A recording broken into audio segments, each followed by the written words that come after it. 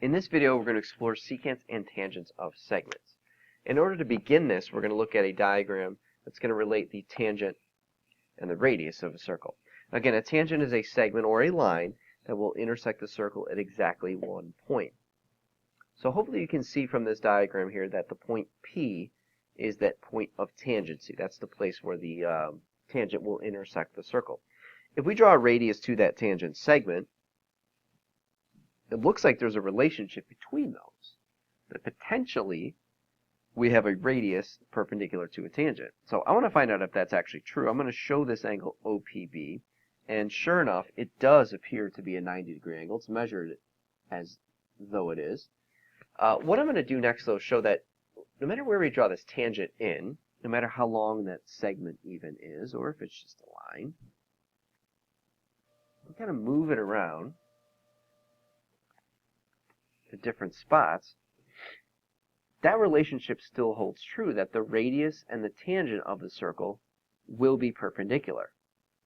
I mean, it's just cycling through. I could watch this for hours and hours, but let's get to the meat of the lesson here, which is actually applying this theorem, this idea. So in this activity, what we're going to do is take our idea of the radius being perpendicular to the tangent and create some right triangles out of this and solve those right triangles. So the first thing I'm going to do is draw in a right angle here. And I know that's a right angle because of the fact that I have a radius, 7, and a tangent, 24. And a radius and a tangent will be perpendicular.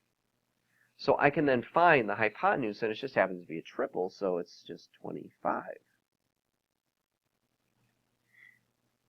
And I can do the same thing for the other ones. I want to look at number 3, though, because number 3 is one of those that's probably going to trip you up every once in a while, and you're going to just jump out and say, well, I have a 6 and an 8, so it's got to be a 10 for my third side.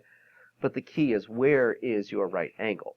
The radius is 6. This is my tangent segment, so my hypotenuse is actually 8 and not 10. So the other side can't be 10 because it's got to be bigger than 8, or it's got to be less than 8.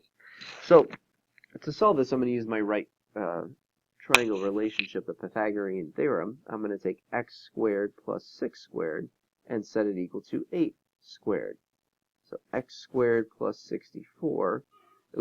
36 equals 64. And when I bring 36 over, I'm going to have x squared is equal to 28. And if I want to solve for x, I'm going to take the square root of both sides, which I can simplify that. The square root of 28 is the square root of 4, and square root of 7, which is 2 root 7. That's my missing side. Again, just using that relationship, the radius and the tangent form right angles. Let's do this with some special right triangles as well. We've got a 45, 45, 90 triangle with a radius of 1. We want to find the length of the tangent segment EM. So EM is the segment that's out here. Now again, a tangent segment, a radius, I know I've got a right angle here. Now if this is a 90 degree and this is a 45, then I'm betting this is also a 45-degree angle. So it's isosceles. I know that the length of segment EM is going to have to be the segment of OM, or length of segment OM, because it's an isosceles right triangle. So I know this is just 1. And if I want to find OE, there's that relationship for a 45, 45, 90 triangle, that the hypotenuse is root 2 times the leg.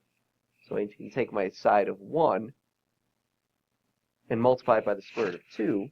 And the secant segment, again, I know it's not a full secant, but it's part of a secant. If we extend this out, it would definitely intersect the circle twice, is the hypotenuse of the triangle, and that's going to be square root of 2 in this case.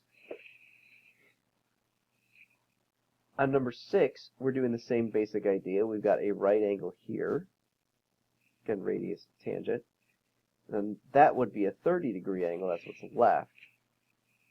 So to find the measurement of EI, which is our tangent segment, we're going to use the idea that in a 30, 60, 90 triangle, the 30 is the small side. The one across from the 60 is root 3 times that. And the hypotenuse is 2 times our small side.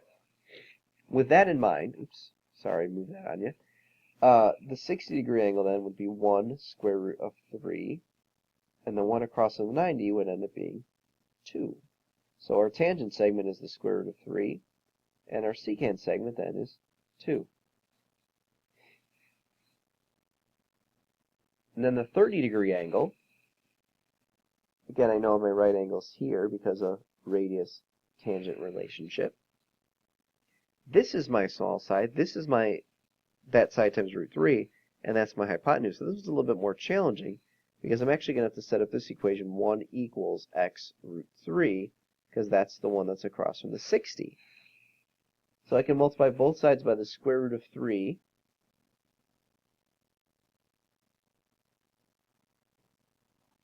and then divide by the square root, or sorry, divide by 3. So that's this side right here, the square root of 3 over 3. And the hypotenuse is just double that small side. So if I double the square root of 3 over 3, I'm going to get 2 square root of 3 over 3.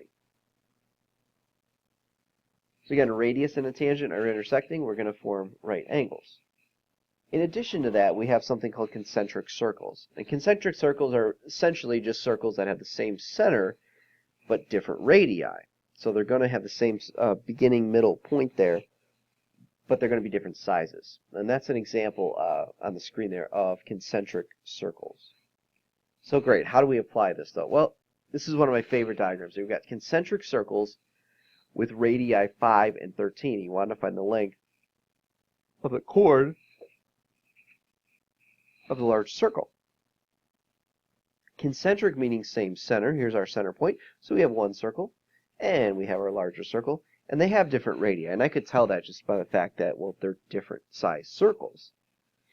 What's interesting is that chord of the large circle is actually the tangent to the smaller circle.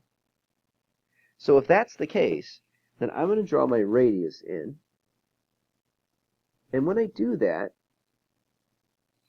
that radius is now perpendicular to that tangent. And I know that the small segment here is 5. Now, wait a minute though.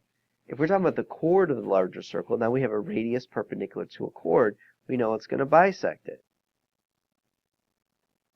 So how do I use that radius of 13 to finish this? Well, I'm going to draw in the radius there. And now it's just like the problems we did in the previous video where we have a radius, we have the chord, and we have a segment perpendicular to that chord. So I can find out this chunk right here is 12, and then so the whole chord is 2 of those, so 24. Again, I like this diagram because it ties together a lot of what we did in the previous 2 videos. The radius is perpendicular to the tangent, and that a radius perpendicular to a chord bisects it. And now we can create that right triangle relationship.